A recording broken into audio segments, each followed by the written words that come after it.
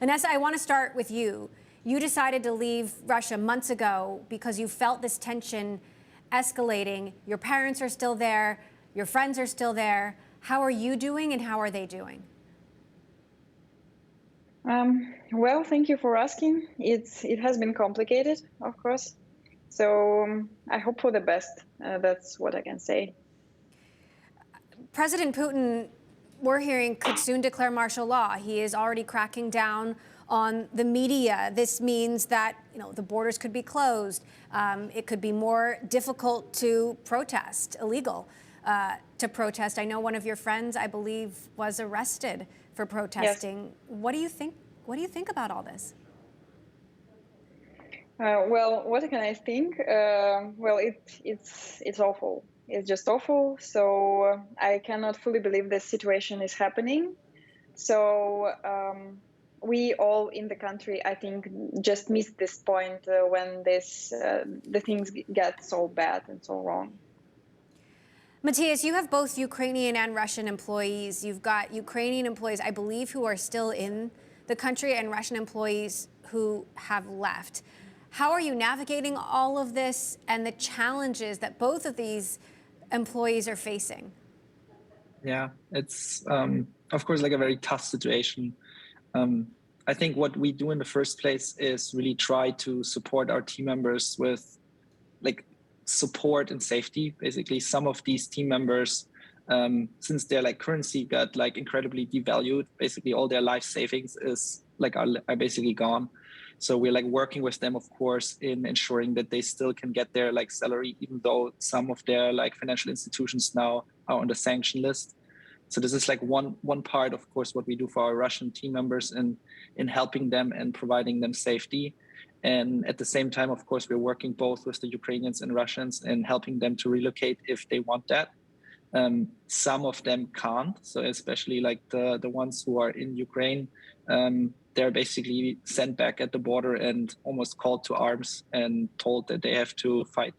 And it's, of course, a very tough situation for them as well. So in that sense, what we're trying to do is help them at least to stay and find a location where they can work from, even see that they can have access to internet, and just trying to somehow manage the situation with them together.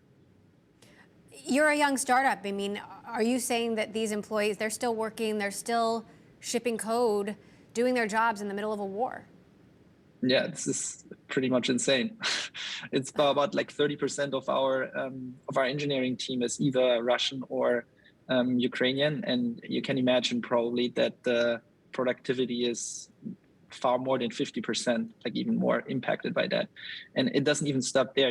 We have team members also in Lithuania and some countries close by, or even Germany.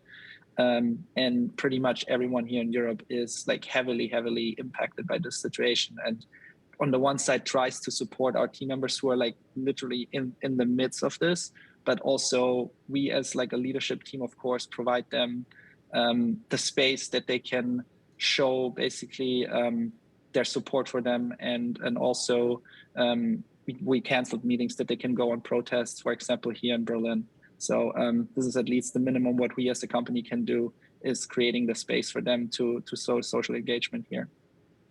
Inessa, your friends who are still in Russia, your parents who are still in Russia, are they trying to leave? Do they want to leave? Do some of them support this war? I know many people do not. Yeah, that's true. Many people do not support the war, and none of the friends and my family, none of the people of my close circle is support. But I hear the stories also from some of my friends that they do not speak with their parents anymore because the parents tends to see the situation differently. So, and yeah, the majority of people is trying to escape Russia right now. I would say that almost half of my closest circle managed to escape in Armenia and Georgia and closest countries. Of course, it's not that easy with my parents because they retired. So I don't really know how to support them in this situation. So, but yeah.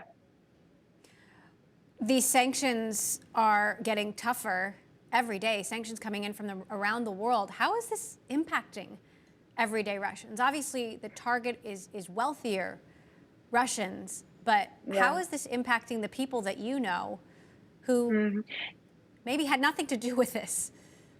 Yeah, that's true. It impacts people in every way. So basically, my parents lost almost all of their savings, just basically overnight or in the course of the last week.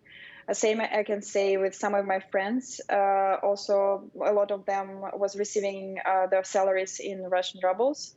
So, and also with all this situation with the companies stopping to provide their services in the country, we can already see a lot of change.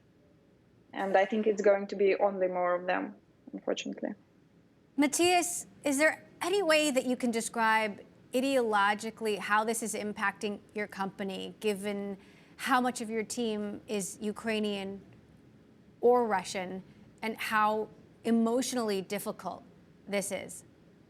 Yeah, so absolutely. I mean, what we also offered is, of course, mental health support to all our team members who are affected by that. And it's just like a really tough time. And I think we just need to help our team members really to go through this tough time and help them, and not only them, but also like their relatives to come to Germany if it's possible and relocate them if they want that. But it's just like such a sad thing what's happening right now, and it's at the same time you also feel like a feeling of like powerlessness because you only have like very limited impact on that here from Germany basically. How concerned should we be about the tech industry, given the deep bench of tech talent in this country, in both of these countries, and the fact that these people are working for companies, global companies around the world? Are you worried for the supply, the great talent that all of these developers and engineers and product designers possess and have to give back to the world? So what I think what is going to happen likely in the next coming of weeks is, of course, that more team members will try to either leave Russia and Ukraine to more Western European countries. And I think this is also what Inessa just touched upon, that some of her friends already tried to leave. So I think in the short term, this is, of course, there's like a high impact, especially for teams like us who have a lot of team members in one of those countries. Long term, I think, and this is already what we saw from the European Union, which I strongly welcomed, is that we are like very like friendly towards giving visas towards those people impacted by the situation. And I think this is absolutely the right move to like protect civilians and allow them basically to escape from this tragedy and bad situation in those countries. Inessa, you have left your country. Your parents are still there. Your friends are still there. How do you see your near future? How do you imagine this ending? That's a tough question. Of course, I will try to help my friends to escape. I help them to get a job in Germany. With the parents, it's much difficult because, as I said, they are in quite an old age right now. My only hope, that when the situation would start to decrease, I mean, the heat of it, that maybe some countries will still open their borders, will still have their borders opened with Russia, and I can at least invite my parents there, and we can meet during a short vacation. That's all I can hope right now. Probably no more. Do you think you'll ever go back to Russia?